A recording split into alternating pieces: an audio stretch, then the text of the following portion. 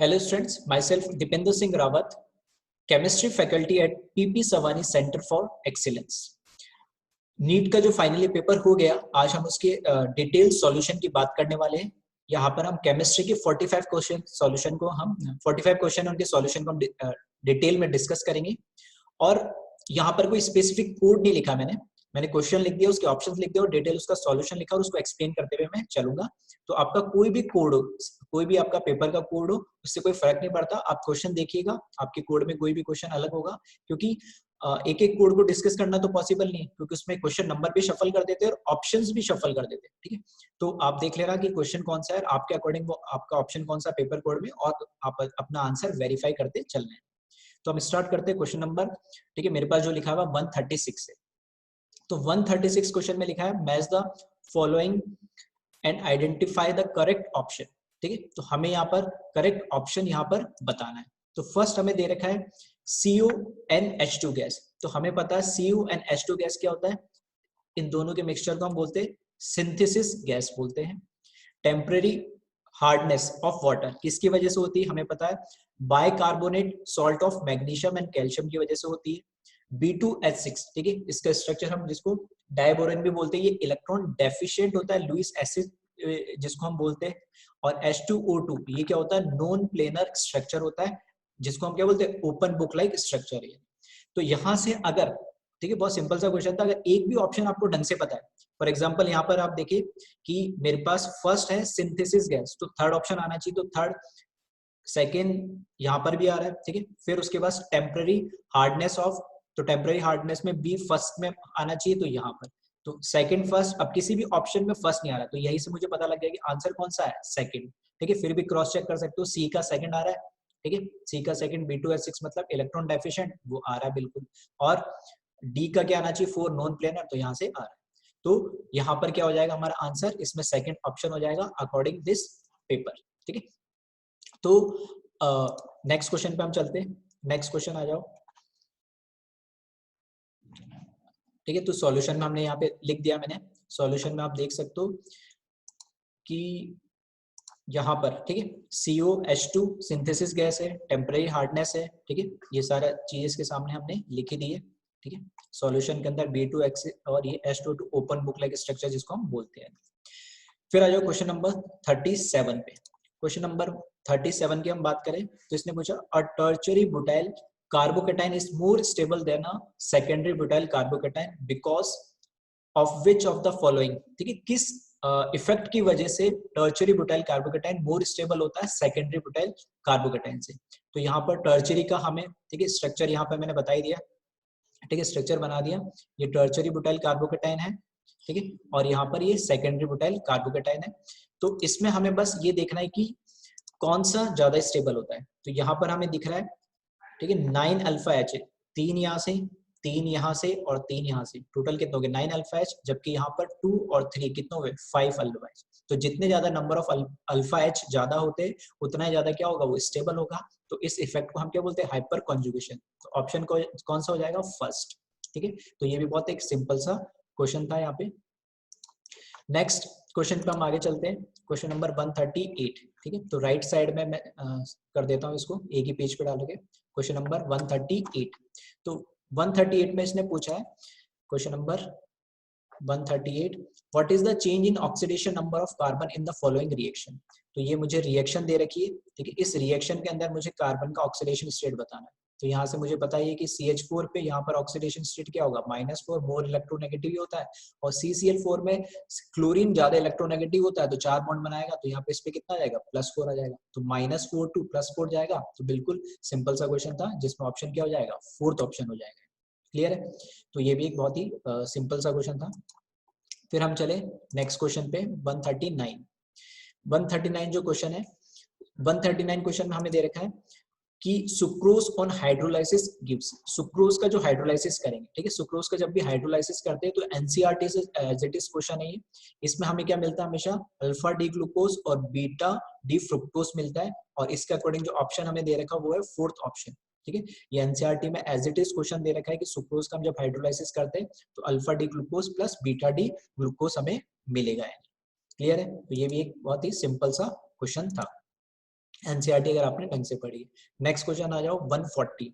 तो 140 के अंदर हमें इसने पूछा है calculate spin only magnetic movement of chromium +2। ठीक है, स्पिन ओनली मैग्नेटिक मूवमेंट के लिए फॉर्मूला, ठीक है, यहाँ पे लिखा हुआ है, ये फॉर्मूला लिख रखा है, म्यू इज इक्वल्स टू कितना, √n इंटू n+2 होता है। ठीक है, √n इंटू n+2 होता है। तो यहाँ पर n हमें बस ये देखना है कि कितने, n का मतलब क्या है, नंबर ऑफ अनपेयर्ड इलेक्ट्रॉन, जो n है यहाँ पर, ठीक है, n क्या है यहाँ पर, नंबर ऑफ अनपेयर्ड इलेक्ट्रॉन, ठीक है, शॉर्ट में लिखा मैंने। तो क्रोमियम का हमें पता है क्या होता है, क्रोमियम का 3d एर्गन 18, उसके बाद 3d6 4s2 होता है। क्रोमियम +2 आ गया, तो +2 के अंदर क्या हो जाएगा, ये 2 इलेक्ट्रॉन क्या हो जाएंगे, निकल जाएंगे, ठीक है, सॉरी 3d4 होता है, ठीक है, 3d4 4s2, ठीक है, एटॉमिक नंबर कितना होता है 24, तो 18 +2 और ये 24, तो ये कितना होगा 3d4, तो 2 इलेक्ट्रॉन तो निकल गए क्रोमियम +2 के केस में। तो क्रोमियम +2 के केस में हमारे पास एर्गन 18 और कितना बचेगा 3d4। तो डी के अंदर 4 इलेक्ट्रॉन फिल करेंगे तो कैसे, एक एक सिंगल सिंगल इलेक्ट्रॉन आएगा, तो 4 अनपेयर्ड इलेक्ट्रॉन हो गए। तो इस फॉर्मूले में रखेंगे तो ये √24 आएगा, जिसे हम बताते हैं अप्रॉक्स 25 से थोड़ा सा मतलब 4.9, और एक ही ऑप्शन है यहाँ पे 4.9 वाला, ठीक है। तो यहाँ पे हम शॉर्ट ट्रिक भी इस तरीके से बताया जाता है कि जितने नंबर ऑफ अनपेयर्ड इलेक्ट्रॉन होंगे तो इस डेसिमल से पहले वो नंबर आ जाता है। अगर 2 अनपेयर्ड इलेक्ट्रॉन होते तो 2 पॉइंट समथिंग आता, अगर 3 अनपेयर्ड इलेक्ट्रॉन होते 3 पॉइंट समथिंग आता, 5 अनपेयर्ड इलेक्ट्रॉन तो 5 पॉइंट समथिंग आता। तो डायरेक्ट अगर जिसको पता है क्रोमियम +2 मतलब 3d4 पता लगते, 4 अनपेयर्ड इलेक्ट्रॉन पता है, कुछ कैलकुलेशन करने की जरूरत नहीं है, एक ही ऑप्शन दिख रहा है, डायरेक्ट वहां से भी हम आंसर बता सकते हैं। तो ये है क्वेश्चन नंबर 140 और ये भी बहुत ही सिंपल सा क्वेश्चन था। नेक्स्ट आ जाओ 141, identify a molecule which does not exist. ठीक है, अगेन ये मॉलिक्यूलर ऑर्बिटल थ्योरी, ठीक है, एमओटी का एक क्वेश्चन है, बहुत ही सिंपल। हमें पता है जो O2 होता है, O2 के अंदर हमें पता है कैसे होता है, डबल बॉन्डेड होता है, ठीक है। चाहो तो आप उससे सॉल्व कर सकते हो कि हमें पता है कि अगर हमें बॉन्ड ऑर्डर निकालना है कि कोई मॉलिक्यूल एग्जिस्ट कर रहा है नहीं कर रहा है, मॉलिक्यूल एग्जिस्ट करने के लिए मुझे पता है कि ए मॉलिक्यूल है, दूसरे मॉलिक्यूल से कब मॉलिक्यूल कब बनेगा, जब एक एटम दूसरे एटम से कंबाइन होगा। तो अगर इसके बाद में आइदर सिंगल बॉन्ड हो, डबल बॉन्ड हो या ट्रिपल बॉन्ड हो, कुछ ना कुछ इसके बीच में बॉन्ड होना चाहिए। वो बॉन्ड हमें क्या बताता है, बॉन्ड ऑर्डर। और बॉन्ड ऑर्डर कैसे कैलकुलेट करते हैं, उसके लिए फॉर्मूला लिखा हुआ है, एनबी का मतलब है, ठीक है, number of bonding electron minus number of anti bonding electrons, ठीक है, मतलब बॉन्डिंग ऑर्बिटल्स के अंदर जो बॉन्डिंग मॉलिक्यूलर ऑर्बिटल्स के अंदर जो इलेक्ट्रॉन होते हैं minus anti bonding molecular orbitals के अंदर जो इलेक्ट्रॉन होते हैं, तो Nb minus Na divide by 2, ठीक है। तो इस तरीके से हम एमओडी बना के और सबके bonding electrons minus anti bonding electron calculate करके डिवाइड बाय 2 करेंगे तो हमें पता लग जाएगा।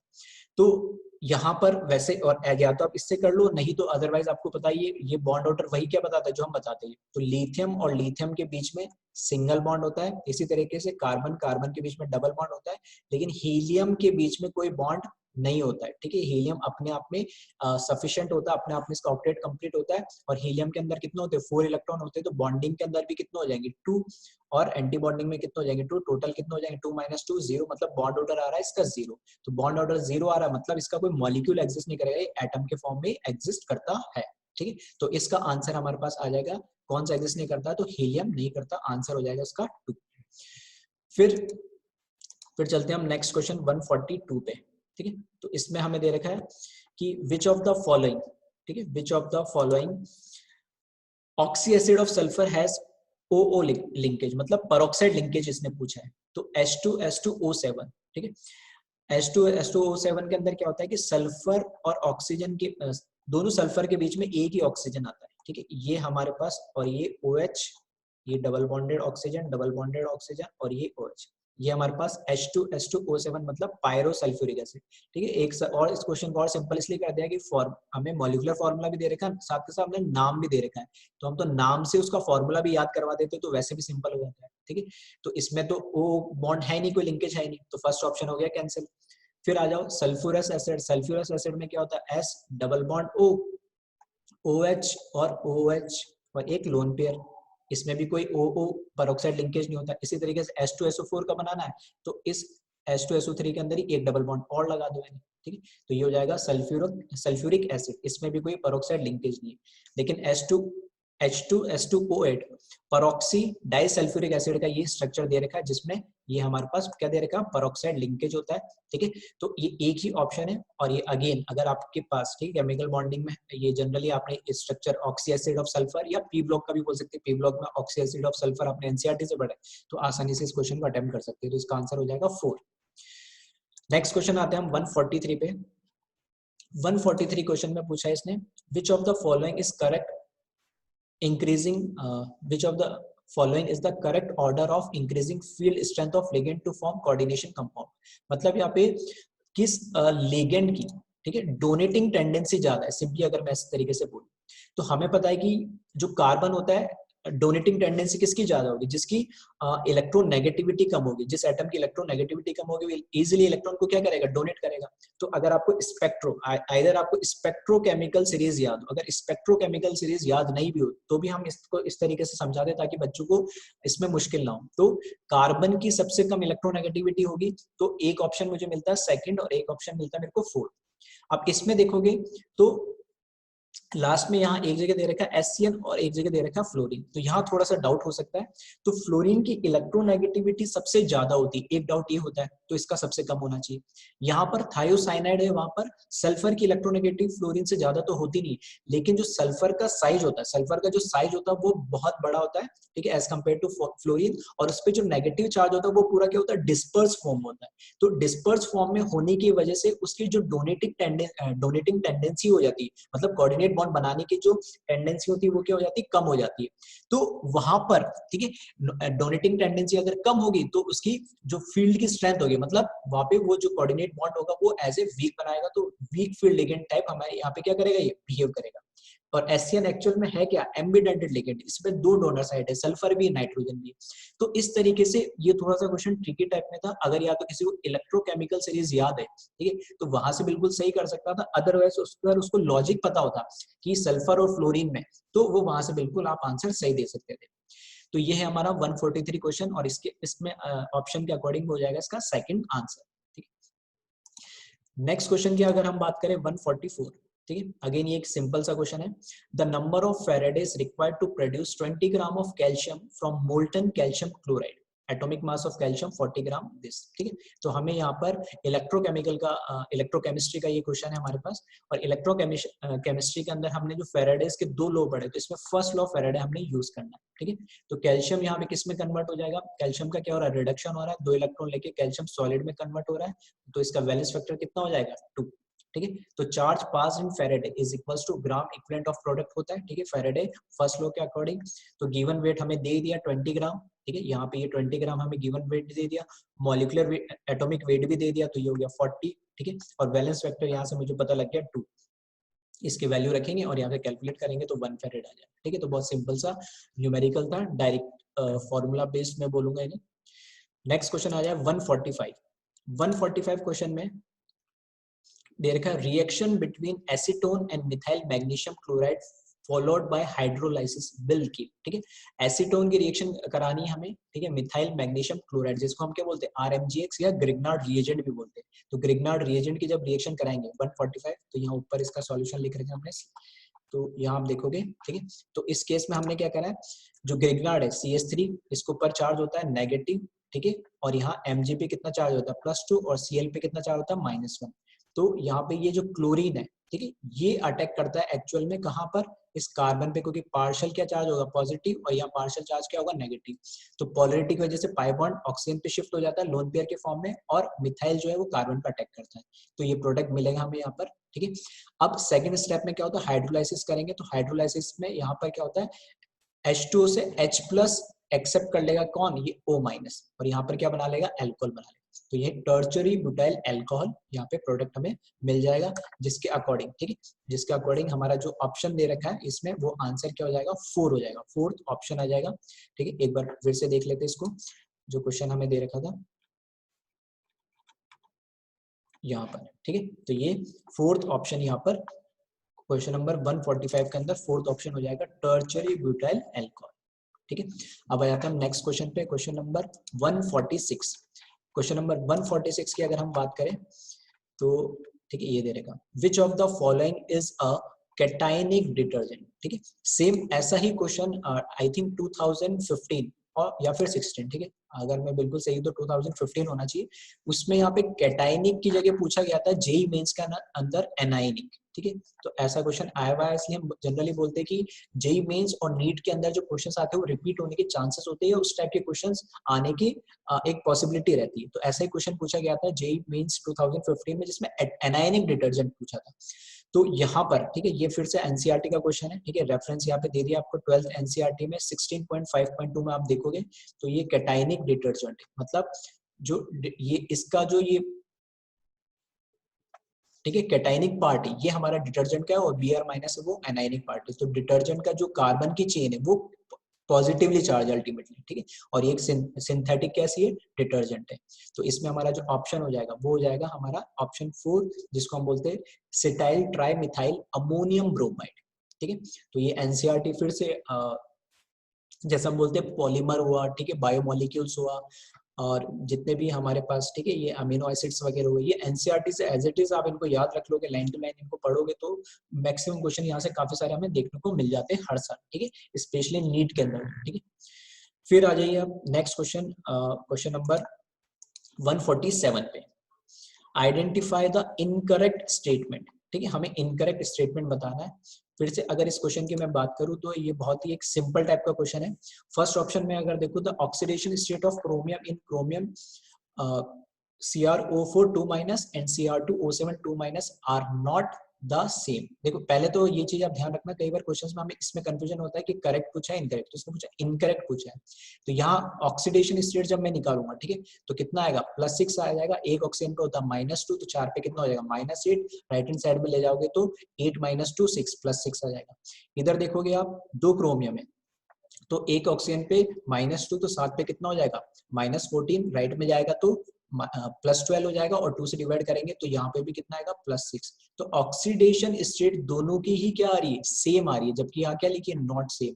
तो ये पहला ही स्टेटमेंट क्या हो गया, गलत हो गया है, और इसने पूछा क्या इनकरेक्ट। तो अगर जिस पेपर कोड में ये फर्स्ट ऑप्शन दे रखा होगा तो उसके लिए बिल्कुल आसान हो गया, क्योंकि मल्टीपल करेक्ट तो है नहीं, सिंगल करेक्ट है, तो पहला ऑप्शन देखते ही वो क्वेश्चन आगे बढ़ गया, टाइम बच गया।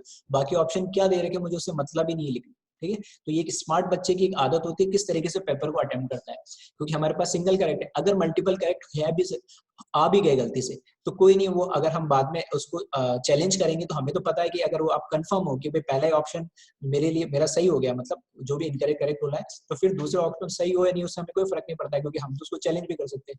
तो एक स्मार्ट बच्चे की पहचान होती है बाकी 3 ऑप्शन पढ़ने का टाइम भी वो वेस्ट नहीं करेगा। फिर भी चलो एक बार हम देख लेते हैं, chromium +2 is a stronger reducing agent than iron +2 in water, ठीक है। इसको T2G EG से भी बताते हैं कोऑर्डिनेशन में, लेकिन बेटर है आप इलेक्ट्रोकेमिकल ECS इलेक्ट्रोकेमिकल सीरीज, ठीक है, इलेक्ट्रोकेमिस्ट्री से आप इस क्वेश्चन को देखेंगे तो बिल्कुल सही है। इलेक्ट्रोकेमिकल सीरीज के अकॉर्डिंग जो क्रोमियम +2 है वो स्ट्रॉन्गर रिड्यूसिंग एजेंट होता है आयरन +2 से। थर्ड ऑप्शन दे रखा है, transition metal and their compounds are known for their catalytic activity due to their ability to adopt multiple oxidation state and to form complexes, ठीक है। तो डी ब्लॉक में बिल्कुल हम ये पढ़ते हैं कि ट्रांजिशन मेटल्स की खासियत ये होती है कि उनके मल्टीपल ऑक्सीडेशन स्टेट होती है, और वही रीजन है कि वो एज ए कैटलिस्ट काम कर सकते हैं, कि उनके पास वेराइटी रहती है, ठीक है, कि अगर उसके बाद मान लो +2 की जरूरत है तो +2 में भी चला जाएगा, +4 की जरूरत है तो +4 में भी चला जाएगा, +7 की जरूरत है तो +7 में चला जाएगा। तो वेरिएबल ऑक्सीडेशन स्टेट की वजह से वो अच्छा क्या होता है, कैटलिस्ट के जैसे काम कर सकता है। फोर्थ ऑप्शन दे रखा है, interstitial compound are those that are formed when small atoms like hydrogen, carbon and nitrogen are trapped inside the crystal lattice of metal, ठीक है। फिर से सॉलिड स्टेट में भी पढ़ते हैं और डी ब्लॉक में भी पढ़ते हैं, ठीक है, दोनों में ये मिक्स क्वेश्चन मान लो। यानी इंटरस्टिशियल कंपाउंड्स हम क्या बोलते हैं, जिसके अंदर जो लार्ज डी ब्लॉक के एलिमेंट्स होते हैं, ठीक है, लार्ज डी ब्लॉक के एटम्स होते हैं, उनके बीच में जब वो लैटिस बनाते हैं तो बीच में छोटे छोटे से वॉइड्स बच जाते हैं। तो हाइड्रोजन, कार्बन, नाइट्रोजन जो ये एटम्स है इनकी साइज बहुत कम होती है, तो उन वॉइड्स के अंदर वो क्या हो जाते हैं, फिट हो जाते हैं, और ऐसे कंपाउंड्स को हम इंटरस्टिशियल कंपाउंड्स बोलते हैं। तो ये भी बिल्कुल सही है। तो फोर्थ ऑप्शन भी हमारा सही है, थर्ड ऑप्शन भी सही है, सेकंड भी सही है। तो इनकरेक्ट पूछा है तो आंसर मेरा क्या हो जाएगा, 1, ठीक। तो सॉल्यूशन में भी यही बता रखा है आपको, सॉल्यूशन के अंदर ये बता रहा है कि ऑक्सीडेशन स्टेट निकाली गई है सबसे पहले, और ऑक्सीडेशन स्टेट में आप देख सकते हो +6 आ रही है, तो वहीं पर क्वेश्चन हमारा खत्म हो गया। नेक्स्ट क्वेश्चन नंबर 148 में आते हैं, which of the following alkane can not be made in good yield by Wurtz reaction. और वुड्स रिएक्शन की खास बात आपको पता ही होगा कि सिमेट्रिकल या हम क्या बोलते हैं इवन नंबर ऑफ एल्केन बनाता है। सिमेट्रिकल या इवन नंबर ऑफ एल्केन हमें मिलता है। अब हमें बस ये देखना है कि क्योंकि इसमें ठीक है कौन सा फ्री रेडिकल मैकेनिज्म होता है और आर अगर हमें कोई दे रखा है, ठीक है अगर हमें आर एक्स दे रखा है तो इससे जो प्रोडक्ट मिलेगा हमें आर आर मिलेगा। तो अगर मेरे पास एक कार्बन का होगा तो भी मुझे कितना मिल जाएगा 1 1 2 कार्बन का, अगर 2 कार्बन का दे रखा है तो भी कितना मिलेगा 2 2 4 कार्बन का। तो बस यही देखना है।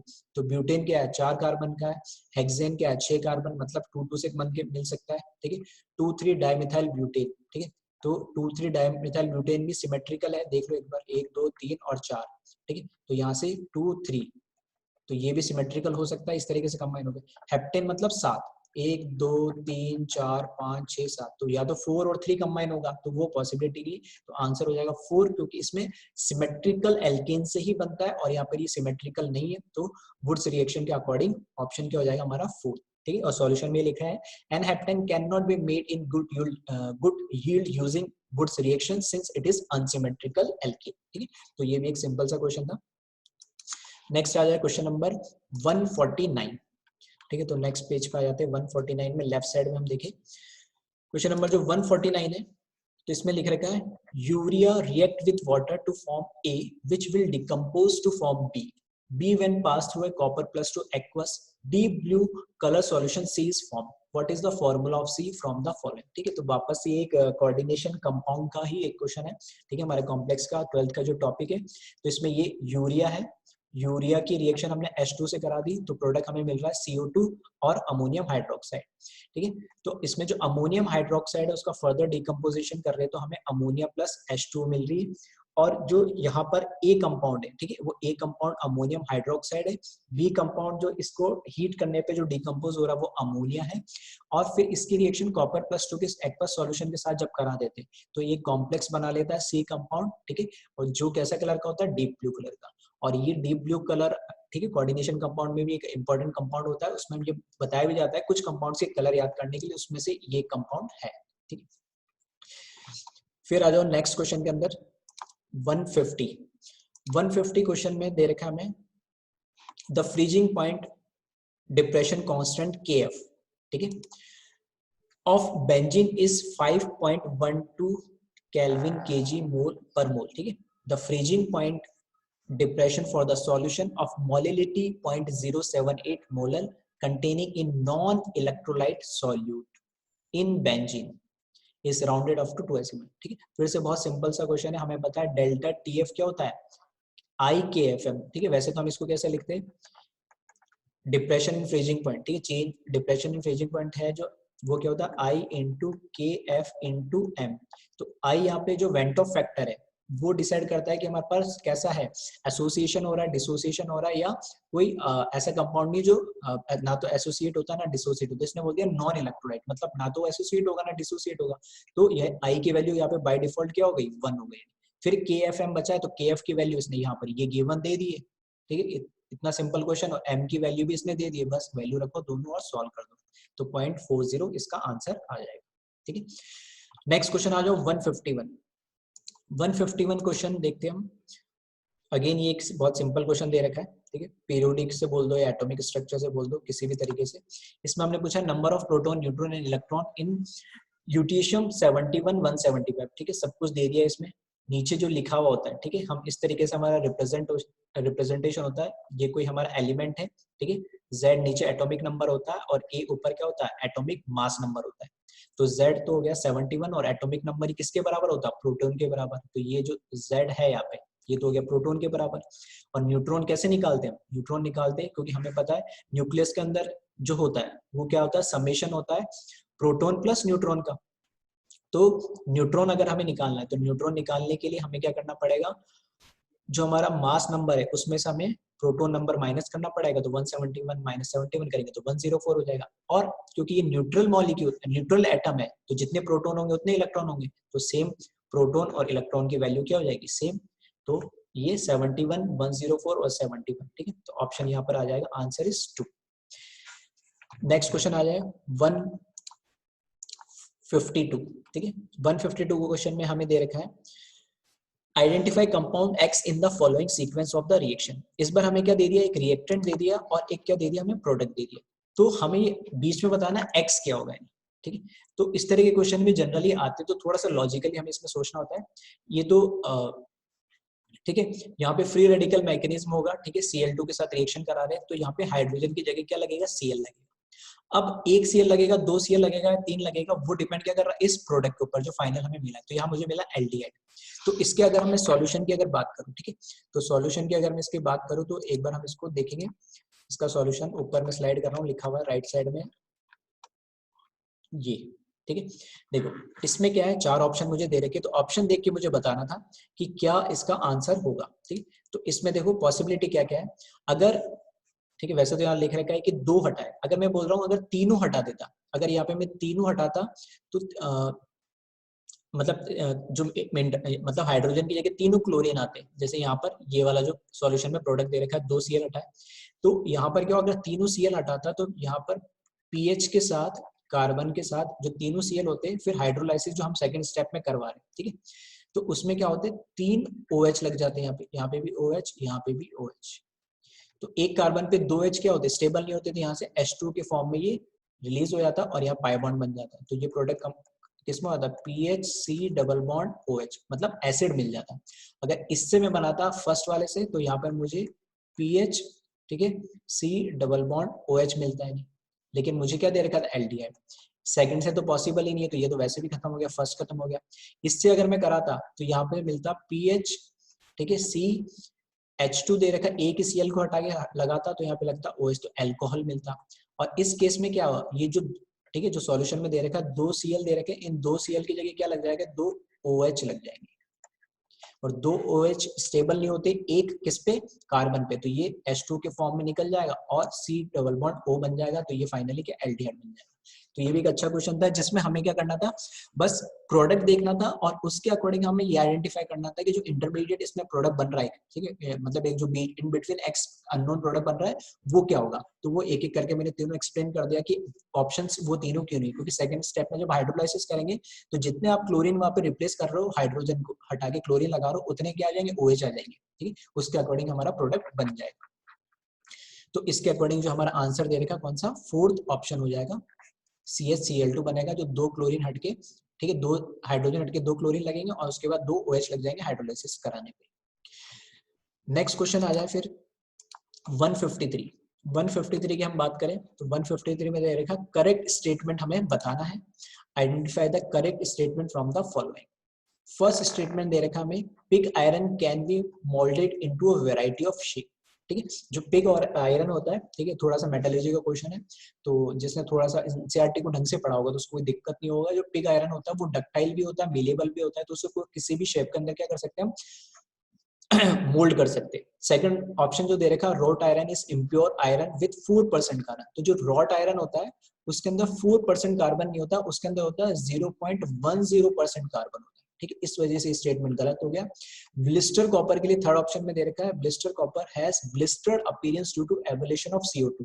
तो ये CO2 की वजह से नहीं होता है, ये SO2 के एवोल्यूशन की वजह से ब्लिस्टर अपीयरेंस होता है, इस वजह से ये थर्ड ऑप्शन गलत हो गया। और फोर्थ ऑप्शन दे रखा, vapour face refining is carried out for निकल बाय वैन आर्कल मेथड। तो वेपर फेस जो रिफाइनिंग मेथड है निकल के लिए, उसको हम बोलते हैं मॉन्ड्स प्रोसेस, ठीक है। जो ये जो वैन आर्कल मेथड है ये जिरकोनियम के लिए यूज होता है, ठीक है, तो इस वजह से ये फोर्थ ऑप्शन गलत हो गया। तो फोर्थ भी गलत है, थर्ड भी गलत है, सेकंड भी गलत है, तो करेक्ट जो पूछा उसने फर्स्ट पूछा है, ठीक है। तो ये क्वेश्चन नंबर हमारा हो गया 153। नेक्स्ट आ जाओ क्वेश्चन नंबर 154 पे। तो 154 में इसने दे रखा, which of the following set of molecule will have zero dipole moment, ठीक है। अगेन ये एक काफी सिंपल सा क्वेश्चन है, केमिकल बॉन्डिंग का हम बोल सकते हैं इसमें। तो हमें बस देखना है कि डायपोल मोमेंट मतलब सेट ऑफ मॉलिक्यूल दे रखे, जीरो डायपोल मोमेंट किसका होगा, ठीक है, मतलब म्यू की वैल्यू क्या होनी चाहिए, म्यू की वैल्यू क्या होनी चाहिए, 0 होनी चाहिए। तो बोरोन ट्राइफ्लोराइड मतलब BF3, इसकी वैल्यू तो होती है 0, तो ये तो सही है। बेरिलियम डाइफ्लोराइड, ठीक है, BeF2, इसकी भी 0 होती है, ये भी सही है। कार्बन डाइऑक्साइड, ठीक है, CO2, इसकी भी 0 होती है। 1,4 डाइक्लोरोबेंजीन, इसकी भी 0 होती है, ठीक है। कुछ मैंने देखे थे अलग पेपर कोड में कि इससे ये ऑप्शन दे रखा था लास्ट में, तो अगर ये ऑप्शन लास्ट में दे रखा था तो अगर किसी को नहीं पता हो बेसिक अगर एक कुछ मॉलिक्यूल्स भी अगर उनके स्ट्रक्चर उनको पता होता तो सही कर लेता। जैसे अमोनिया बहुत कॉमन है, तो ऑप्शन 2 के अंदर पहला ही जो हमारे पास मॉलिक्यूल दे रखा है वो अमोनिया दे रखा है, और अमोनिया का डायपोल मूवमेंट 0 नहीं होता है। तो इस तरीके से यानी सारे मॉलिक्यूल का, ठीक है, सारे मॉलिक्यूल का क्या होना चाहिए था, डायपोल मूवमेंट 0। तो एक का भी हुआ तो फिर ऑप्शन खत्म हो गया। तो मैंने सेकंड एलिमिनेशन मेथड बता रहा हूँ, अगर मुझे नहीं पता तो कैसे करता। ऑप्शन थर्ड में जाऊंगा तो मैं बोरोन ट्राइफ्लोराइड की बात कर रहा हूँ। इसका तो पता है HF, ठीक है, HF का तो बॉन्ड सिंपल मुझे पता ही है, और इसका डायपोल मोमेंट कभी 0 नहीं होता। तो यहाँ से इस ऑप्शन का म्यू इक्वल्स टू 0 नहीं होगा, तो ये ऑप्शन भी खत्म हो गया। फोर्थ ऑप्शन में जाऊंगा नाइट्रोजन ट्राइफ्लोराइड NF3। तो जैसे अमोनिया का स्ट्रक्चर होता है वैसे NF3 का स्ट्रक्चर होता है, ठीक है, तो इसका भी डायपोल मूवमेंट 0 नहीं होता, तो ये ऑप्शन भी खत्म हो गया। तो मेरे को बाकी अगर कहीं कंफ्यूजन हो रहा था तो मैं इस उल्टे तरीके से, ठीक है, जिसको हमको बोलते हैं कई बार क्वेश्चन सीधा नहीं समझ में आता तो हम उल्टा चलते हैं कि सही कौन सा नहीं पता लग रहा है, तो हम वो देखने लगते हैं कि गलत कौन सा है, ठीक है। तो मैं इस तरीके से भी इसको सेलेक्ट कर सकता था, ये फर्स्ट ऑप्शन सही हो जाएगा। स्ट्रक्चर की बात करें, ठीक है, तो स्ट्रक्चर यहाँ पर हमारे पास, ठीक है, स्ट्रक्चर हमारे पास यहाँ पे नीचे बना दिए। BF3 का स्ट्रक्चर आपको पता है, ये BF2 का स्ट्रक्चर पता है, CO2 का, ठीक है, 1,4 डाइक्लोरो, ठीक है, जो हमें ये दे रखा है बेंजीन, उसका स्ट्रक्चर ये बना दिया। उसके अलावा अगर कोई स्ट्रक्चर नहीं बनाया तो देख लेते अपन। इसमें स्ट्रक्चर हमें दे रखा है बेरिलियम, फर्स्ट ऑप्शन अमोनिया का, आपको NH3 का स्ट्रक्चर पता ही होगा, ठीक है। तो यहाँ पर एक बार मैं बना देता हूँ अगर नहीं पता है, ठीक है। तो सबको पता है अमोनिया का पिरामिडल स्ट्रक्चर होता है, ये लोन पेयर और 3 हाइड्रोजन, ये है स्ट्रक्चर ऑफ अमोनिया, ठीक है। फिर बेरिलियम डाइफ्लोराइड 1,4 डाइक्लोरो, ये तो हो गया। BF3 ये भी हो गया। HF का स्ट्रक्चर आपको पता है, ये होता है HF hydrogen fluoride. Then CO2 हो गया 1,3 डाइक्लोरो बेंजीन, ठीक है। तो इसमें जो बेंजीन है, इसमें यहाँ पे लगाया 1, ये 1 हो गया, 2 हो गया, 3 ये, ठीक है। या इसको ये कौन सा ऑर्थो मेटा पोजीशन पे लगा देंगे, ठीक है। उसके अलावा नाइट्रोजन ट्राइफ्लोराइड, तो इसी तरीके से नाइट्रोजन ट्राइफ्लोराइड एक लोन पेयर, और यहाँ पे फ्लोरीन, यहाँ पे फ्लोरीन और यहाँ पे फ्लोरीन, ठीक है। फिर बाकी H2 का तो आपको पता ही है, ये O, ठीक है, बैंड स्ट्रक्चर होता है, ये 2 लोन पेयर होते हैं इस तरीके से। तो सभी स्ट्रक्चर से आप दे सकते हो कि ये 4 जो आप, ठीक है, सॉल्यूशन में जो 4 आंसर बना रखे, इन्हीं का 0, बाकी किसी का 0 डायपोल मूवमेंट नहीं होगा, ठीक है। सारे पोलर बॉन्ड्स है उसके अंदर, और नेट उसमें कभी भी 0 नहीं होगा। फिर आ जाए हम क्वेश्चन नंबर 155 पे, लेफ्ट साइड में आ जाइए आप। Paper chromatography is an example of, ठीक है। तो फिर से ये थोड़ा सा इंफॉर्मेशन बेस्ड क्वेश्चन हो गया है। तो 11th NCERT के अंदर 12.8.5 को आप पढ़ोगे तो उसमें हमें दे रखा है ये पार्टीशन क्रोमेटोग्राफी होती है, ठीक है। क्रोमेटोग्राफी एज सच हम जो MSc या हम BSc लेवल पे या PhD लेवल पे पढ़ते हैं वहाँ डिटेल में क्रोमेटोग्राफी को पढ़ते हैं, लेकिन यहाँ पर, ठीक है, NCERT में थोड़ा सा उसका दे रखा है, उसके बारे में थोड़ा सा दे रखा है, तो वही से क्वेश्चन NCERT के लाइन से बनाया गया है। तो इसका पेपर क्रोमेटोग्राफी पार्टीशन क्रोमेटोग्राफी का एग्जाम्पल है, ठीक। तो ये इंफॉर्मेशन बेस्ड क्वेश्चन था एक तरीके से 155। नेक्स्ट आ जाए आप क्वेश्चन नंबर 156, ठीक है। 156 के अंदर, ठीक है, ये भी फिर से थोड़ा सा क्वेश्चन ट्रिकी टाइप इस तरीके से इसलिए बोल रहा हूँ मैं क्योंकि इसमें हमें ये तो पता है IUPAC नेम एक्चुअली कैसे रखे गए हैं, जो नए जितने भी एलिमेंट डिस्कवर होते हैं तो आइदर वो उस कंट्री के नाम से रखे जाते हैं या फिर उस किसी जिस साइंटिस्ट के नाम से उससे रखे जाते हैं या सेटी के नाम से रखे हुए जाते हैं, ठीक है। तो जैसे मेंडलीव के नाम से मेंडलेरियम रख दिया, लॉरेंस के नाम से लॉरेंसियम रख दिया, ठीक है, इस तरीके से। तो हमें ये तो पता है उनका मतलब होता है कितना 1, नील का मतलब होता है 0, और फिर नील फिर नील उनका मतलब वापस 1 और एम 101 है, ठीक है। फिर ये उन नील और ट्राई मतलब 3 हो गया। फिर आ गया उन नील हेक्स का मतलब 6 हो गया। फिर उन ठीक है, उन और ठीक है, मतलब 111 हो गया। तो ये तो हमें पता होता है, लेकिन इसमें थोड़ा सा क्वेश्चन ट्रिकी ऐसा हो गया कि हमें नहीं पता कि मेंडलीवियम जो इसका नाम है, ठीक है, उसका एक्चुअल एटॉमिक नंबर क्या है, ठीक है। तो जिसको अगर ढंग से पीरियोडिक टेबल अच्छी से पूरी याद करी होगी, ठीक है, तो वो इस क्वेश्चन को सही कर पाया होगा, जिसमें मेंडलीवियम का एटॉमिक नंबर 101 होता है, बिल्कुल सही है। इसका 103 होता है और इसका 106 होता है, और डार्मस्ट्रीडियम, ठीक है, इसका 110 होता है, 110 होता है, ठीक है। जबकि यहाँ पे जो हमें दे रखा है डी ऑप्शन में 111, ठीक है। तो ये सॉल्यूशन के अंदर नीचे दे रखा है, ये होता है रॉन जेंटम का होता है आरजी बोलते हैं, ठीक है। 111 इसका होता है, जबकि फोर्थ ऑप्शन में ये दे रखा है, मतलब जो 101 है वो डेमस्ट्रेटियम का नहीं है, इसका मतलब D4, मतलब ये ऑप्शन गलत है इसमें, क्योंकि इनकरेक्ट पूछा, इनकरेक्ट नहीं पूछा। तो ये भी सही है, ठीक है, फर्स्ट मैच भी सही है, सेकंड मैच भी सही है, थर्ड मैच भी सही है, लेकिन फोर्थ मैच क्या हो गया, ये गलत हो गया। तो इसके अकॉर्डिंग हमारा कौन सा हो जाएगा, फर्स्ट आंसर हो जाएगा। तो थोड़ा सा ये भी मेमोरी बेस्ड क्वेश्चन बोल सकता हूँ कि जिसने पीरियोडिक टेबल को बहुत अच्छे से पढ़ी होगी, ठीक है, बहुत अच्छे से पढ़ी होगी, तो वही इस क्वेश्चन को सही कर पाया होगा, ठीक है। तो एक बार आप चाहो तो सॉल्यूशन को देख लेना। नेक्स्ट क्वेश्चन आया 157। 157 में find the solubility of NiOH2 in 0.1 molar NaOH given that ionic product of nickel hydroxide is 2 into 10 raised to the power -15, ठीक है। वापस से बहुत सिंपल सा न्यूमेरिकल है, आयनिक प्रोडक्ट KIP जिसे हम इसको बोलते हैं। तो अल्फा यहाँ पर NOH का क्या हो जाएगा, 1 हो जाएगा, ठीक है, ठीक है। स्ट्रॉन्ग इलेक्ट्रोलाइट है तो Na+ और OH- में ब्रेक हो गया, इसकी कंसंट्रेशन हमें दे रखी है, ठीक है, 0.1 मोल्टिंग। तो ये भी कितना हो जाएगा, 0.1, ये भी कितना हो जाएगा, 0.1। निकल हाइड्रोक्साइड जो है, ठीक है, वो वीक इलेक्ट्रोलाइट है, तो निकल +2 में, तो S डैश के नाम से दे दिया यहाँ पे। और यहाँ पे हाइड्रोक्साइड की 0.1 तो पहले से थी, उसमें हमने जब निकल हाइड्रोक्साइड को ऐड करा तो यहाँ पर टोटल कितना हो जाएगा, 0.1 + 2S डैश, क्योंकि हमें पता है किस तरीके से लिखते हैं। यहाँ पर जैसे इसका यहाँ पर हम ऐसे लिखते हैं S, और ये क्या होता है, 2S होता है, और जो इसकी पावर होती है वही इसका क्या बन जाता है, स्क्वायर बन जाता है, 2S का स्क्वायर। तो यहाँ पे ऑलरेडी OH- तो 0.1 पहले से था ही NOH की वजह से, ठीक है। तो वो 0.1 प्लस इसका जो हमने माना कितना माना, 2S, तो टोटल कितना हो जाएगा यहाँ पे, 0.1 + 2S डैश मान लिया इसको।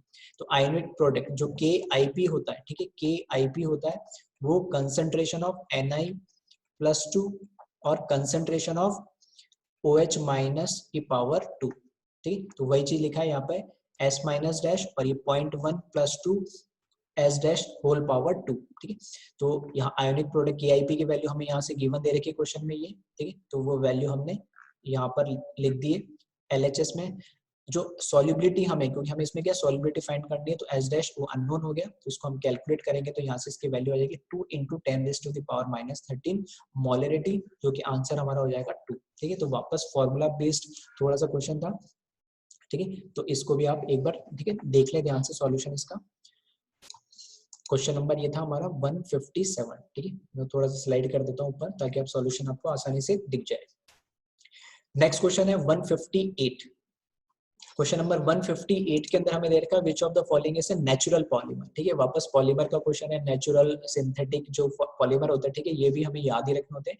और इसमें जो सिस 14 पॉली आइसोप्रेन होता है, वो एक क्या होता है, नेचुरल पॉलीमर होता है। तो आंसर, इसका करेक्ट आंसर हो जाएगा 2, ठीक है। फिर ये भी क्वेश्चन ऐसा था जिसको हमें याद ही रखना था।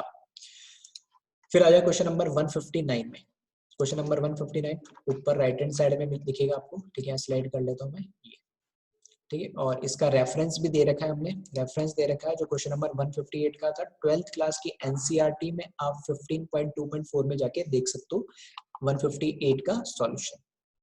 फिर आ जाओ क्वेश्चन नंबर हमारे पास 159, reaction between benzaldehyde and acetophenone in presence of dilute NOH is known as, ठीक है।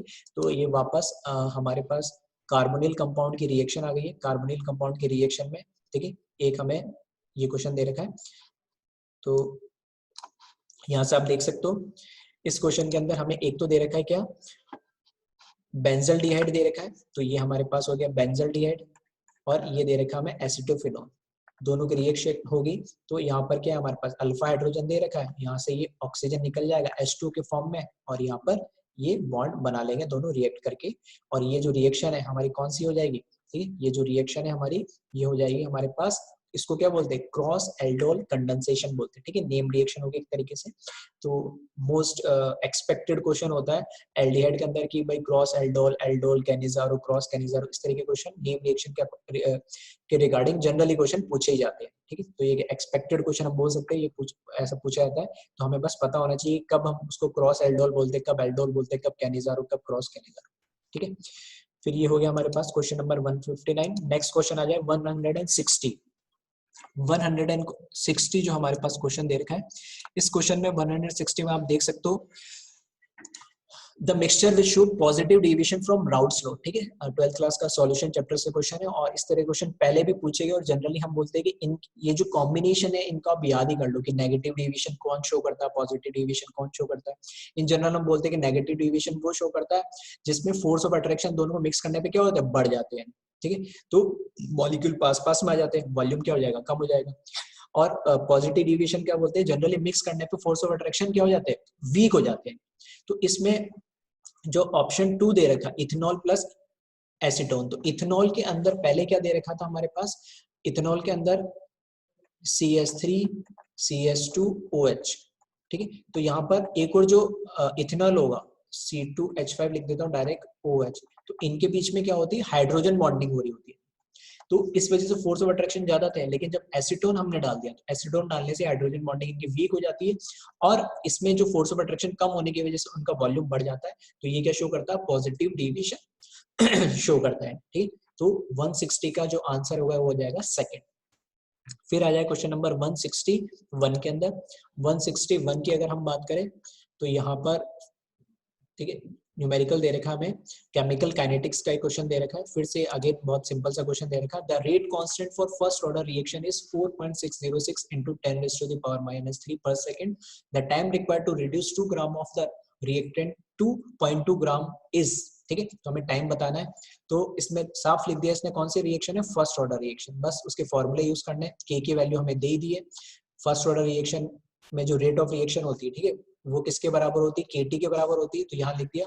और उसको हम क्या लिख सकते हैं, 2.303 लॉग, ठीक है, 2.303 लॉग जिसका बेस 10 होगा, 10 रहता है, और A0 अपॉन A0 मतलब इनिशियल कंसंट्रेशन, ठीक है, तो इनिशियल कंसंट्रेशन कितने दे रखी 2, और यहाँ पर कितनी हो जा रही है कुछ टाइम बाद, या A0 अपॉन AT भी लिखा जाता है, T टाइम पे कितनी कंसंट्रेशन 0.2, बस यहाँ पर सारी वैल्यू पुट कर लो और T की वैल्यू कैलकुलेट कर लो। आगे एक, ठीक है, फॉर्मूला बेस्ड क्वेश्चन था फिजिकल का, जो हम एक्सपेक्ट करते हैं नीट में, जनरली फॉर्मूला बेस्ड क्वेश्चन ही आते हैं। फिर तो इसके अकॉर्डिंग इसका आंसर हो जाएगा 500 सेकंड, ठीक है, तो ऑप्शन जो हम इसमें दे रखा वो हो रहा है 4। नेक्स्ट क्वेश्चन आया इसमें, क्वेश्चन नंबर हम बात करते हैं 162 की।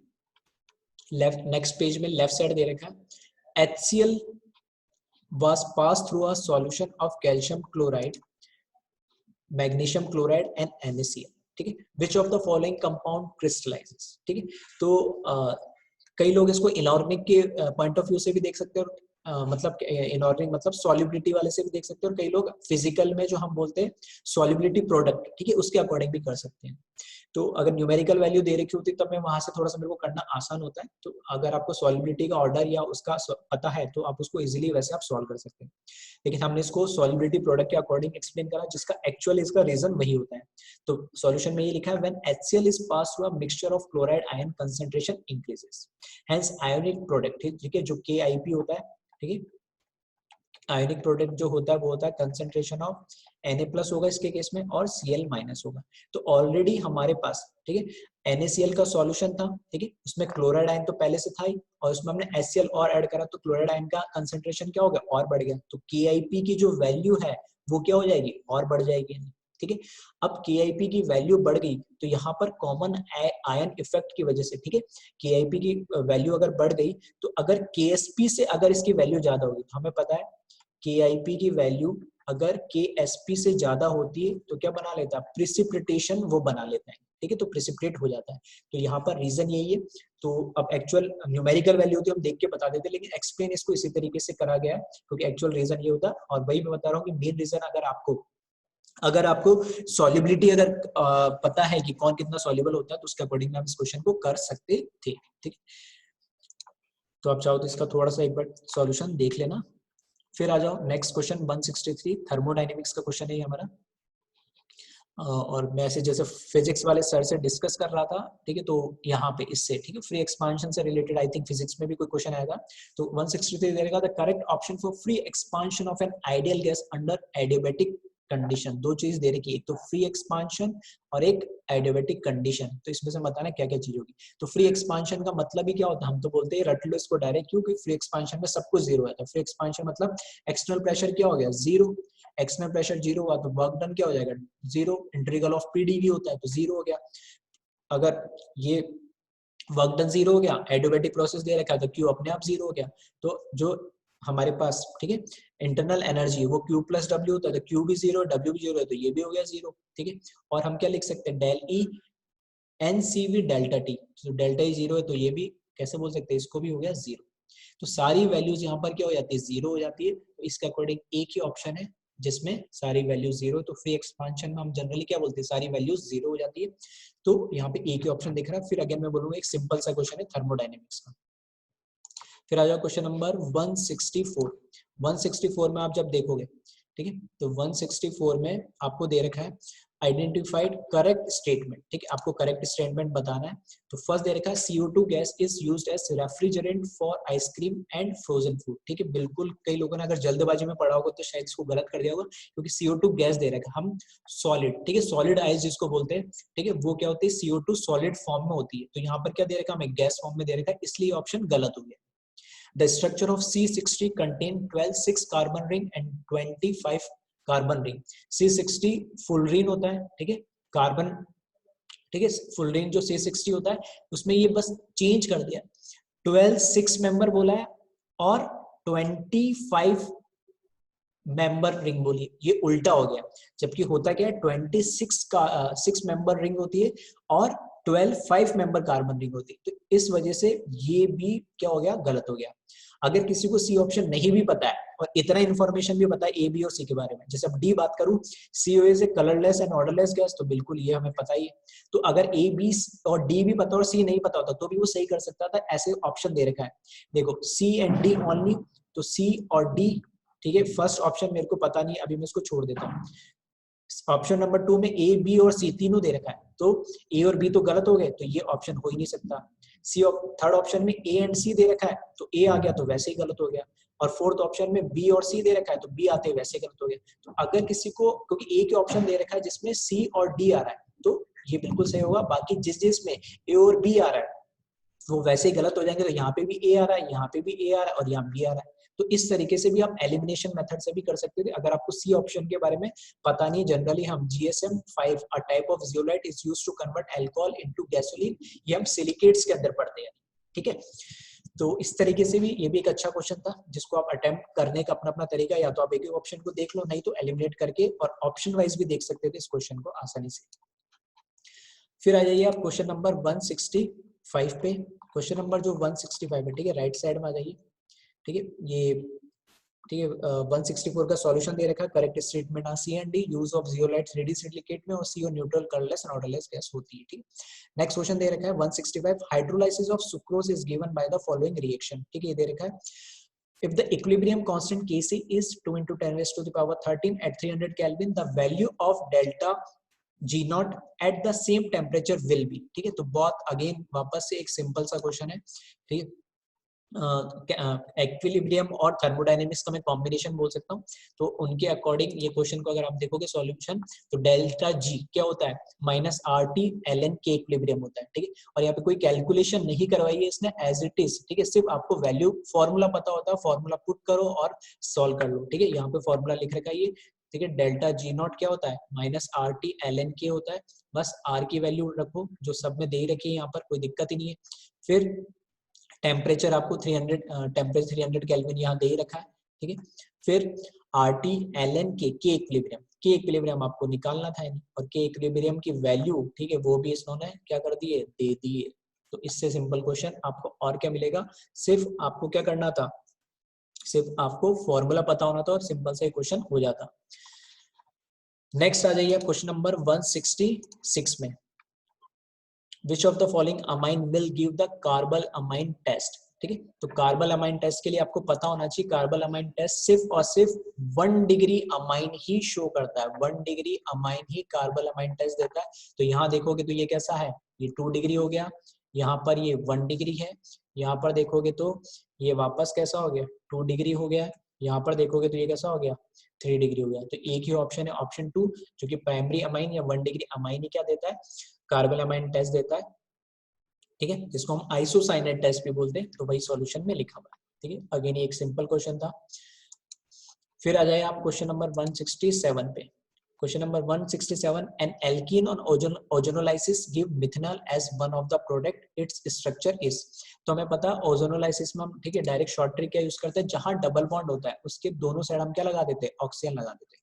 तो यहाँ पे भी ऑक्सीजन से बॉन्ड बना दो, यहाँ पे भी ऑक्सीजन से बॉन्ड बना दो। इधर तो सब सिंगल बॉन्ड है तो इसमें कोई दिक्कत ही नहीं, यहाँ इधर बनाओगे और यहाँ इधर बनाओगे, ठीक है, और यहाँ इधर बनाओगे। तो एक ही ऑप्शन दिख रहा है जहाँ पे मुझे क्या क्या चाहिए, प्रोडक्ट चाहिए मिथेनॉल। तो यहाँ से बनाऊंगा तो इथेनॉल मिलेगा, यहाँ से बनाऊंगा तो अलग ही प्रोडक्ट मिलेगा, यहाँ से भी कुछ अलग मिलेगा। यही एक डी ऑप्शन है जिसमें क्या मिलेगा, मुझे मिथेनॉल मिलेगा। तो अगेन ये एक सिंपल सा क्वेश्चन है 167। तो इसका आंसर क्या हो जाएगा, फोर्थ ऑप्शन हो जाएगा। नेक्स्ट आ जाए क्वेश्चन नंबर 168, ठीक है, ये इसका सॉल्यूशन दे ही रखा है, ठीक है। 167 का लेफ्ट साइड में आप देख लोगे इसका सॉल्यूशन दे रखा है। ओजोनलाइसिस करेंगे तो ये एक तो हमें मिल जाएगा ये प्रोडक्ट और साथ में मिल जाएगा मिथेनॉल।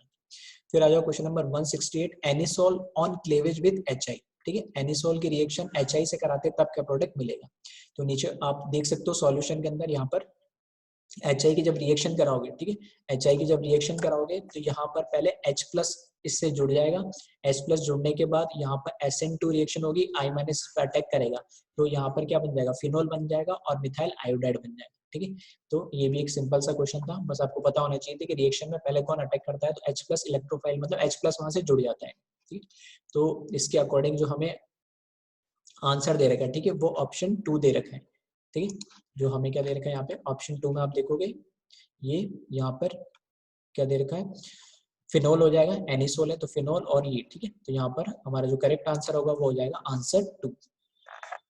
फिर आ जाइए आप क्वेश्चन नंबर 169 पे। क्वेश्चन नंबर 169 पे आप देखोगे elimination reaction of two bromopentene to form pent two ene is. ये थोड़ा सा एक अच्छा क्वेश्चन था, इसमें आपको सारे ऑप्शन को चेक करना था, ठीक है। इसके डायरेक्ट मैं सॉल्यूशन आपको समझा देता हूँ, ऊपर लिख रखा है तो, ठीक है। राइट साइड में आप देख रहे होंगे, तो इसमें देखोगे आप तो ये हमारे पास हमने बना ली 2-ब्रोमोपेंटीन बना लिए। 2-ब्रोमोपेंटीन में हमने क्या करा, जो इसकी रिएक्शन हुई, ठीक है, तो यहाँ से एलिमिनेशन रिएक्शन हो रही है तो फाइनल प्रोडक्ट ये बनेगा, ठीक है। तो इसमें हमें क्या मिल रहा है, पेंटूइन या 2-पेंटीन भी हम बोल सकते हैं मिल रहा है। तो इसमें दिस रिएक्शन है बीटा एलिमिनेशन, बिल्कुल सही है, ठीक है। यहाँ पर ये अल्फा है, ठीक है, यहाँ पर ये अल्फा दिख रहा होगा आपको और ये बीटा दिख रहा होगा, तो अल्फा बीटा भी बोलते हैं और इसको क्या बोलते हैं, बीटा एलिमिनेशन भी बोलते हैं, ठीक है। तो ये बिल्कुल सही है। नेक्स्ट है hydrogen is remove from beta carbon and hydrogen from alpha carbon has dehydrohalogenation इस रिएक्शन, ठीक है।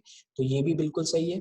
और थर्ड दे देगा generally in E2 reaction is Zaitsev alkene is form as a major product more stable alkene. तो Zaitsev का मतलब ही क्या है, मोर स्टेबल एल्कीन बननी चाहिए, तो बिल्कुल मोर स्टेबल एल्कीन बन रही है। अगर ये यहाँ, ठीक है, अगर डबल बॉन्ड यहाँ बन रहा होता, ठीक है, अगर यहाँ ना बन के डबल बॉन्ड इधर बन रहा होता, इधर डबल बॉन्ड बन रहा होता तो लेस स्टेबल एल्कीन मिलती, उसमें नंबर ऑफ अल्फा हाइड्रोजन क्या हो जाते, कम होते। लेकिन इस केस में क्या मिल रहा है, ज्यादा मिल रहे हैं, तो मोर स्टेबल एल्कीन मिल रही है, ठीक है। तो इसमें ऑप्शन 2 हो जाएगा, जिसमें A, B और C तीनों ही ऑप्शन क्या हो जाएंगे, करेक्ट हो जाएंगे। तो ये एक अच्छा क्वेश्चन हम इसको बोल सकते हैं। नेक्स्ट क्वेश्चन आ जाए 170, an increase in the concentration of the reactants of a reaction lead to change in, ठीक है। तो पहला दे रखा कॉलिजन फ्रीक्वेंसी, सेकंड दे रखा एक्टिवेशन एनर्जी, फिर दे रखा heat of reaction, then threshold energy, ठीक है। तो कॉलिजन फ्रीक्वेंसी, अगर मैं नंबर ऑफ पार्टिकल्स या नंबर ऑफ रिएक्टेंट अगर बढ़ा रहा हूँ, मतलब कंसंट्रेशन बढ़ाने का मतलब क्या, नंबर ऑफ रिएक्टेंट बढ़ा रहा हूँ, तो ऑब्वियस सी बात है उनमें आपस में क्या होगा, कॉलिजन बढ़ेगा ही बढ़ेगा, तो कॉलिजन फ्रीक्वेंसी भी बढ़ेगी। कॉलिजन फ्रीक्वेंसी को हम यहाँ पर Z12, ठीक है, इससे ये रिप्रेजेंट करते हैं, ठीक है। कॉलिजन फ्रीक्वेंसी को यहाँ पर रिप्रेजेंट करा, और ये प्रोपोर्शनल किसके होता है, number of reactant molecule per unit volume. Activation energy पे इससे ना तो कोई फर्क पड़ता है, हीट ऑफ रिएक्शन पे भी कोई फर्क नहीं पड़ता, और थ्रेशोल्ड एनर्जी पे भी इस एज सच इस पे कोई फर्क नहीं पड़ता है। केमिकल काइनेटिक्स के अंदर हम ये, ठीक है, पूरा डिटेल में इनको पढ़ते हैं। फिर आ जाइए question number 171, Which of the following is a basic amino acid, ठीक है। फिर से ये एक एनसीईआरटी का क्वेश्चन है, ठीक है, जिसमें हम इसने पूछा है बेसिक, ठीक है, बेसिक एमिनो एसिड कौन सा है, ठीक। तो बेसिक एमिनो एसिड इस केस में हमारे पास लाइसिन होता है। लाइसिन का स्ट्रक्चर अगर आपको पता है, ठीक है, तो हम जनरली ये बोलते हैं कि इसमें आपको स्ट्रक्चर याद रखना है। लाइसिन जो होता है इसमें देख सकते हो एक कार्बोक्सिलिक है, एक अमाइन यहाँ पर अमोनिया, मतलब बेसिक ग्रुप यहाँ, एक बेसिक ग्रुप यहाँ, तो इसमें कई बार ज्वेटर आयन जो हम बनाते हैं उसमें क्या होता है, इंटरमोलिकुलर एसिड बेस रिएक्शन होती है, ठीक है, उससे ज्वेटर आयन भी बोलते हैं हम। तो इसमें अगर ये रिएक्शन हो भी जाती है उसके बाद भी हमारे पास एक बेस क्या एक्स्ट्रा है, तो इस वजह से यहाँ पर इसका क्या हो जाएगा, since it contain more number of NH2 group as compare to COH group, hence it is basic amino acid है, ठीक है। तो इसका आंसर हो जाएगा लाइसिन। फिर आ जाइए आप क्वेश्चन नंबर 172 पे, ठीक है। लेफ्ट हैंड साइड में जो क्वेश्चन दे रखा है 172, तो 172 में हमें दे रखा है the following metal ion activate many enzymes participate in the oxidation of glucose to produce ATP and with sodium is responsible for the transmission of nerve signal, ठीक है। तो आप बायो बैकग्राउंड से है, नीट के बच्चे, तो इनको बताने की जरूरत नहीं। पोटेशियम, ठीक है, biological importance of sodium potassium, ठीक है, वहां पे आप वैसे नीट में बायो के अंदर भी पढ़ते हो, और ये ठीक है थोड़ा सा उस तरीके उस वे में भी थोड़ा सा ये इंपॉर्टेंट हो जाता है, ठीक है। तो वापस ये मेमोरी बेस्ड क्वेश्चन था, तो अगर आपको वैसे पता होता तो आप सही कर पाते, अदरवाइज पॉसिबिलिटी नहीं कि हर बच्चा इस क्वेश्चन को सही कर पाता, ठीक। नेक्स्ट आ जाए क्वेश्चन नंबर 173। 173 अगेन बहुत सिंपल सा क्वेश्चन दिया है ये। इस क्वेश्चन में इसने पूछा है for the reaction 2Cl gas combine form Cl2 gas molecule the correct option is. तो देखो दो यहाँ पर क्या है, एटम है, उन्होंने मिलके एक मॉलिक्यूल बनाया, ठीक है, Cl प्लस Cl कंबाइन होकर उन्होंने Cl मॉलिक्यूल बना लिया। तो यहाँ पे कितने थे, दो थे, और अब कितना बना लिया, एक। तो नंबर ऑफ मॉलिक्यूल डिक्रीज हो रहे हैं, तो एंट्रोपी क्या होगी, डिक्रीज होगी। तो एंट्रोपी डिक्रीज हो रही है, तो इस ऑप्शन में भी हो रही है, और फर्स्ट और थर्ड दोनों ऑप्शन में हो रही है। लेकिन यहाँ जब बॉन्ड बनता है तो हमें पता है हीट क्या होती है, रिलीज होती है, तो कैसा हो जाएगी रिएक्शन, एक्सोथर्मिक। तो एक्सोथर्मिक है तो डेल्टा H इसी ऑप्शन में, तो ऑप्शन 1 करेक्ट हो जाएगा, ठीक है। इस तरीके से आप देख सकते हैं जब बॉन्ड बनती है तो एनर्जी रिलीज होती है, मतलब exothermic, that means delta H क्या होता है, नेगेटिव होता है, और डेल्टा H लेस देन 0 भी इसको बोल सकते हैं। तो अगेन ये एक सिंपल सा क्वेश्चन था। फिर आ जाए क्वेश्चन नंबर 174, जो कि क्या है, मैच द कॉलम है। 174 में आप जब देखेंगे तो हमें ऑक्साइड दे रखा है, उनका नेचर बता रखा है, जो अगेन मैं बोलूंगा बहुत सिंपल क्वेश्चन था। क्यों, क्योंकि अगर आपको फिर से इसमें अगर आप एलिमिनेशन मेथड से भी करते हैं, एलिमिनेशन मतलब आपको एक दो भी अगर सही पता होते, जैसे हमें पता है Al2O3 के बारे में सबको पता होता है, Al2O3 कैसा होता है, एम्फोटेरिक होता है। तो एम्फोटेरिक C4, C में 4 देखो एक ही ऑप्शन में आपको मिलेगा, यहाँ से आप डायरेक्ट आंसर दे सकते थे 3। फिर भी देख लेना CO, ठीक है, CO कैसी होती है हमारे पास, जो CO होती है वो होती है न्यूट्रल, हमें पता है 4 ही ऑक्साइड न्यूट्रल होती है, एक होती है CO, CO2, CO, H2O, N2O और NO, ठीक है, ये 4 ही ऑक्साइड होती है जो न्यूट्रल होती है। तो ये कैसी है, CO न्यूट्रल ऑक्साइड होगी। और हमें पता है जो लेफ्ट हैंड साइड में ऑक्साइड होती है, ठीक है, एस ब्लॉक और एलिमेंट की, वो कैसी होती है, बेसिक होती है। और राइट हैंड साइड में हम जैसे जैसे जाते हैं पीरियोडिक टेबल में एसिडिक होती जाती है। और ऑक्सीडेशन नंबर से भी हम कर सकते हैं, यहाँ पे +7 ऑक्सीडेशन स्टेट है, lower oxidation state basic oxide होती है, हायर ऑक्सीडेशन स्टेट वाली एसिडिक ऑक्साइड होती है। इस तरीके में आप इस क्वेश्चन को देख सकते थे किसी भी तरीके से। तो अगेन मैं बोलूंगा मैच द कॉलम दिखने में बड़ा होता है, लेकिन यहाँ पर बहुत सिंपल दो मैच द कॉलम आए थे, दोनों बहुत ही सिंपल क्वेश्चन थे। नेक्स्ट आ जाए क्वेश्चन नंबर 175 पे, ठीक है। तो यहाँ पर लिख दिया न्यूट्रल, बेसिक, एम्फोटेरिक, एसिडिक इसके सॉल्यूशन में। और क्वेश्चन नंबर 175 पे आप आ जाए, measuring zeta potential is useful in determining which property of colloidal solution, ठीक है। तो यहाँ पर जो कोलाइडल सॉल्यूशन है, ठीक है, फिर से ये सरफेस केमिस्ट्री का क्वेश्चन हमें दे रखा है। और जीटा पोटेंशियल स्पेशली हम बताते हैं, जीटा पोटेंशियल से इसकी डेफिनेशन और इससे रिलेटेड जो कॉन्सेप्ट है उनको, ठीक है, एनसीईआरटी से अगर किसी ने पढ़ा होगा तो कोई दिक्कत नहीं आएगी। जीटा पोटेंशियल से हमें क्या पता लगता है, जितना ज्यादा जीटा पोटेंशियल होगा उतना ही स्टेबिलिटी ऑफ कोलाइडल पार्टिकल की बढ़ती जाती है, ठीक है। Greater the zeta potential more will be the stability of colloidal particle.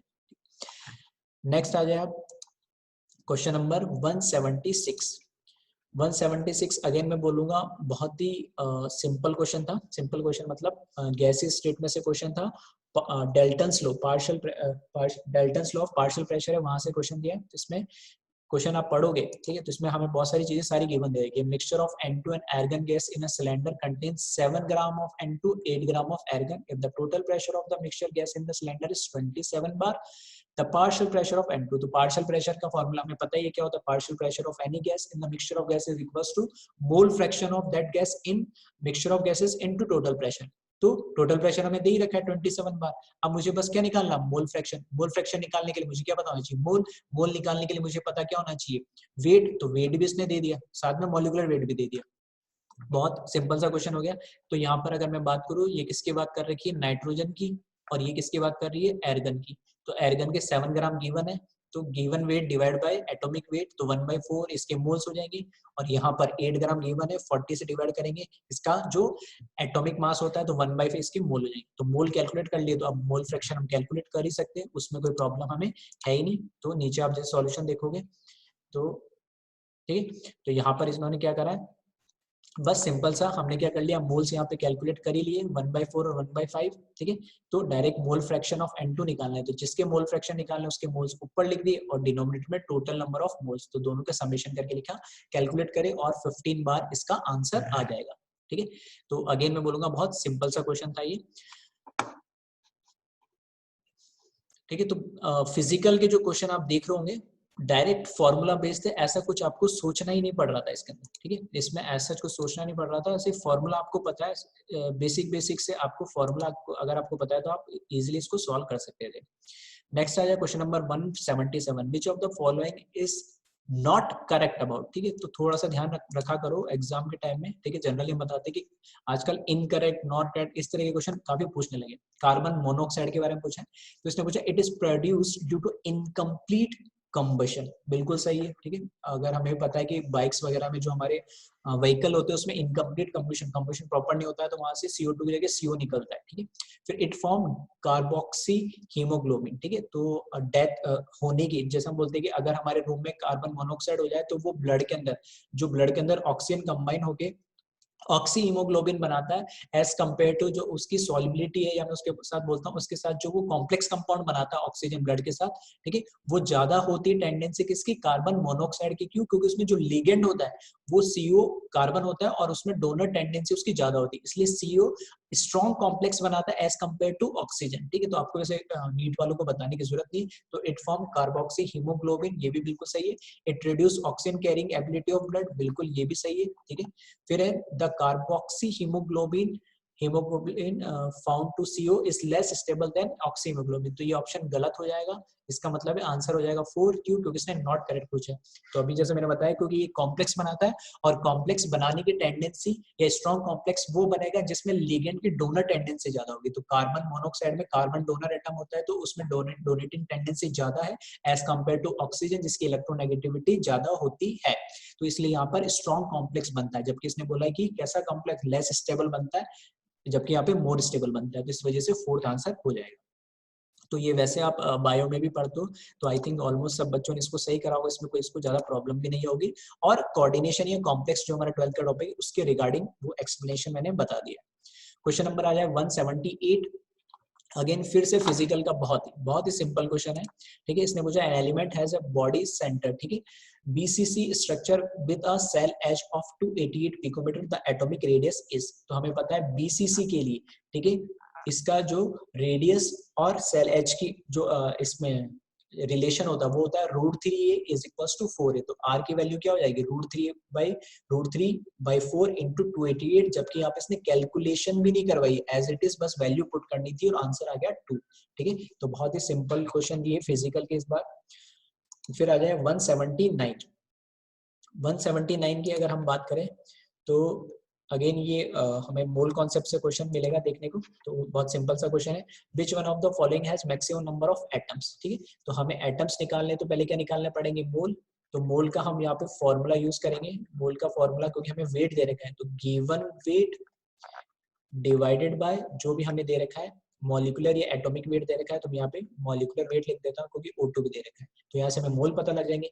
जब मोल पता लग जाएंगे तो मोल का दूसरा फॉर्मूला हम यूज करेंगे नंबर ऑफ, ठीक है, एटम्स, या मोल हम निकाल सकते हैं डिवाइड बाय क्या हो जाएगा, Na एवोगैड्रो नंबर।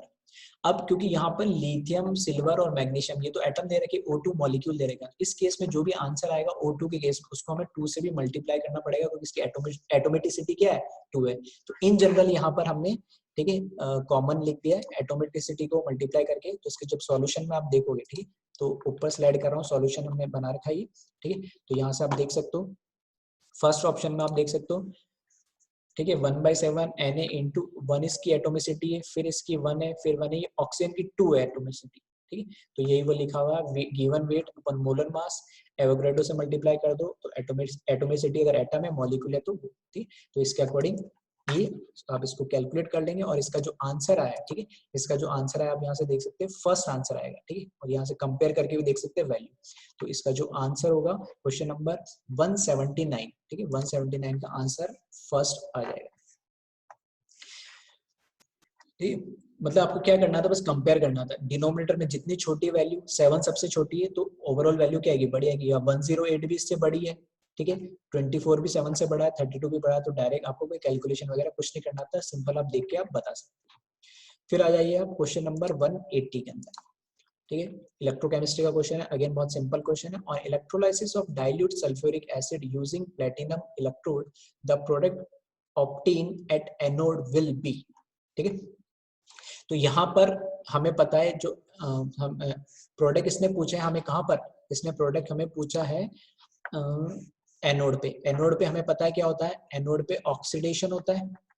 ठीक है, इलेक्ट्रोलाइसिस में ऑक्सीडेशन तो हमेशा एनोड पे होगा, और यहाँ पर कौन आएगा हमारे पास, एनायन आएगा। तो H2SO4 के अंदर देखो, H2SO4 के अंदर हमें मिलेगा एक तो 2H+ आयन, कैटायन तो मिलेगा H+, और सल्फेट एनायन मिलेगा यानी, और वाटर है तो H+ और OH- भी मिलेगा।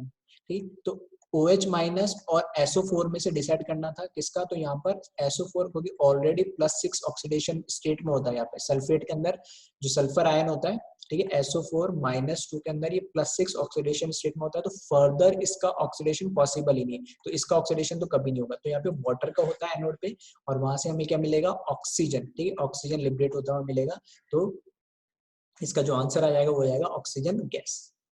ठीक, तो यहाँ पर हमने कंप्लीट जो हमारे पास नीट का जो पेपर था, ठीक है, उसका हमने सॉल्यूशन देखा है, और जितना कोशिश हो सका हमने इसको, ठीक है, थ्योरेटिकल वे में लिखने की कोशिश करी, ताकि आप भी इसको साथ के साथ समझते चले। और फिर भी फर्दर किसी को डाउट है तो हमारे पास इसका PDF है, ठीक है, आप इससे कांटेक्ट कर सकते हैं हमसे, और इसका सॉल्यूशन हमसे ले सकते हैं।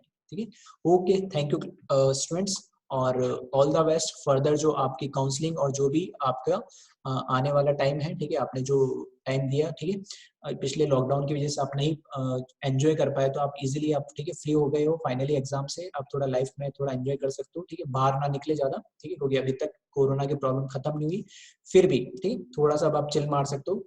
पिछले ठीक है 5-6 महीने से बहुत स्ट्रेस था कि पेपर होगा नहीं होगा, 2 बार पोस्टपोन्ड हुआ, फिर भी चल रहा था कि होगा नहीं होगा लास्ट मोमेंट तक, तो थोड़ा मुश्किल टाइम था, फिर भी बच्चों ने पेशेंस रखा। पेपर उसके अकॉर्डिंग, अगर केमिस्ट्री के पेपर की बात करूं तो थोड़ा सा इजी साइड पेपर था। ठीक है, इसमें कोई प्रॉब्लम नहीं थी। इनऑर्गेनिक, ऑर्गेनिक, फिजिकल में डायरेक्ट फॉर्मूला बेस्ड थे। इनऑर्गेनिक में 1-2 क्वेश्चंस ऐसे थे जो इन्फॉर्मेशन बेस्ड थे, उनको छोड़ के बाकी ओवरऑल पेपर में बोलूंगा एवरेज ही था। ठीक है, कोई टफ पेपर नहीं था, तो उसमें आई थिंक कट ऑफ भी लेकिन थोड़ी सी हाई जाएगी, वो आपको थोड़ा ये थोड़ी सी चीज वरी होगी कि भाई अगर आपके 600-650 भी आ रहे हैं तो इसका मतलब ये नहीं है कि आप बहुत अच्छी रैंक आएगी, क्योंकि सबके लिए उतना टाइम था और सब बच्चों ने उतनी तैयारी करी हुई, सबके लिए ये लेवल वैसा ही रहा, तो कट ऑफ भी थोड़ी सी हाई जाएगी। फिर भी ऑल द बेस्ट सभी को फ्यूचर के लिए, और आई होप सबको अच्छा कॉलेज मिले। Thank you.